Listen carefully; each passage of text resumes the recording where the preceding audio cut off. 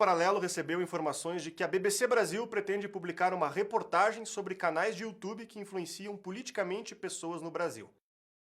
Segundo a jornalista que está produzindo a matéria, nossa empresa tem uma abordagem anticientífica e anti-historiográfica na produção de conteúdo. A jornalista diz que pretende utilizar o relato de uma pessoa de 17 anos que afirmou ter recebido lavagem cerebral consumindo nosso conteúdo. Há também um depoimento de uma pessoa que, teoricamente, viu a sua mãe se transformar radicalmente depois de ter contato com o nosso conteúdo. E, por fim, também será citada uma única escola onde um grupo de pais teria rejeitado a iniciativa de um professor de ter transmitido conteúdos da BP para os alunos. Essa é a nossa resposta na íntegra e nos sentimos mais confortáveis em abri-la para vocês. Ficamos bastante surpresos com as afirmações relatadas, pois elas não encontram nenhum respaldo na realidade, como ficará claro a seguir. Todos os nossos conteúdos disponíveis no YouTube têm índice de aprovação altíssimo, com 98,8% de likes contra apenas 1,2% de dislikes. A relação entre comentários positivos e negativos na plataforma segue o mesmo padrão, o que pode ser facilmente comprovado em consulta a qualquer um dos nossos documentários postados até hoje.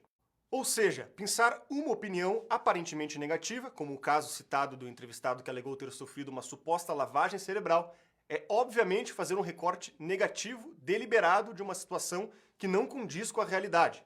O mesmo artifício poderia ser usado para destacar casos de danos psicológicos causados pela mídia e pelo jornalismo atual, como mostram diversas pesquisas, para afirmar que este é o efeito proporcionado pela mídia e o jornalismo como um todo nas pessoas. Da mesma forma, em relação à informação de que a exibição de um dos nossos documentários gerou críticas por parte de alguns pais de alunos, temos milhares de exemplos contrários, e que a vasta maioria das pessoas não só elogia os nossos conteúdos, como pede para que sejam exibidos cada vez mais pelas escolas, inclusive por parte dos professores.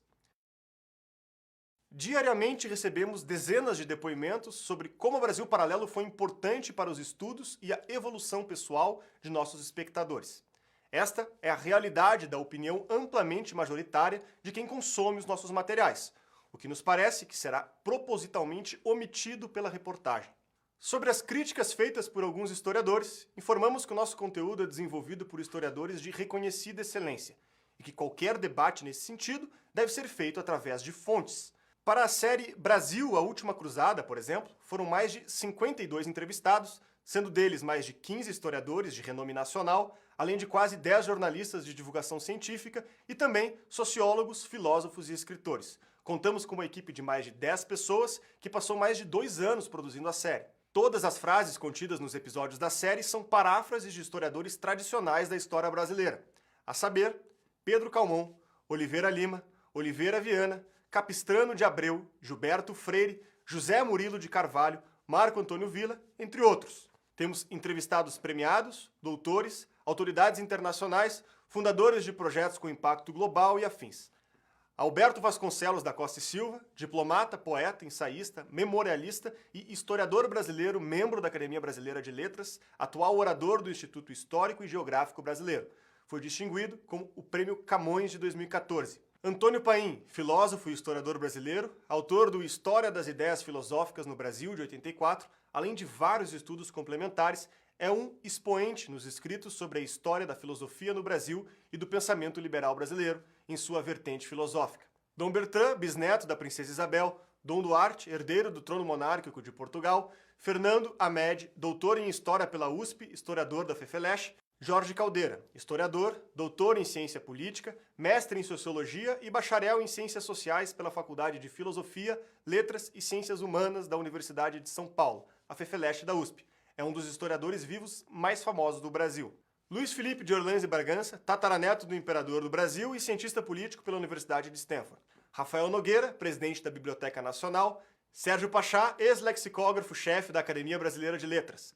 Ou seja, além de darmos espaço para grandes pensadores atuais, também divulgamos amplamente a perspectiva de pensadores que são cânones mundiais da historiografia e damos espaço para historiadores, jornalistas e diversas lideranças falarem.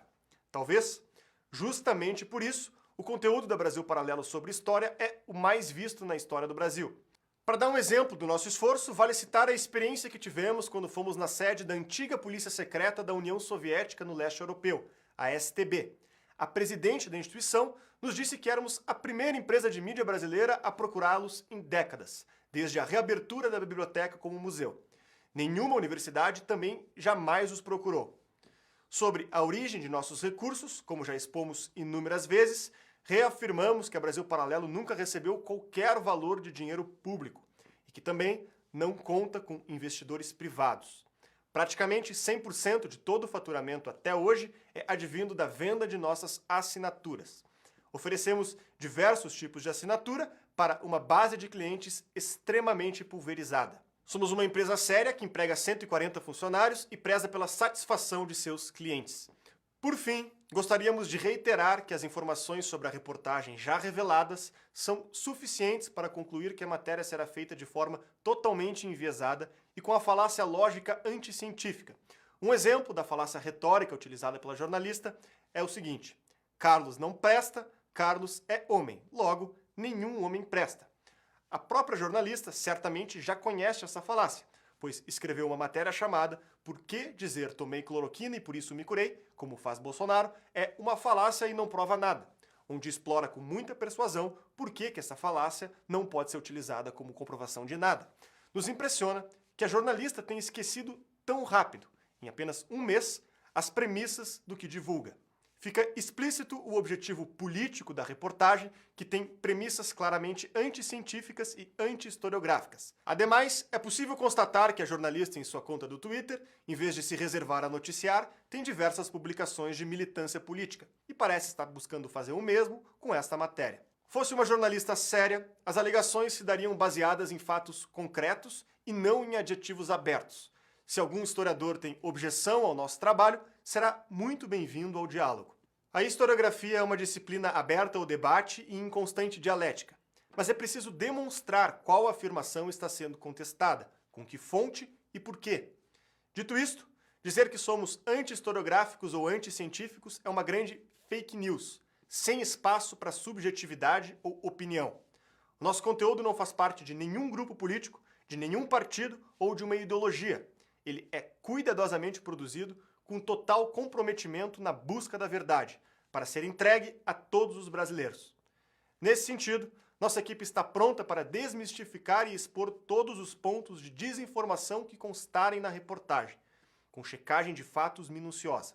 Além disso, nosso corpo jurídico estará atento e tomará as medidas cabíveis caso sejam identificados atos de calúnia, injúria ou difamação.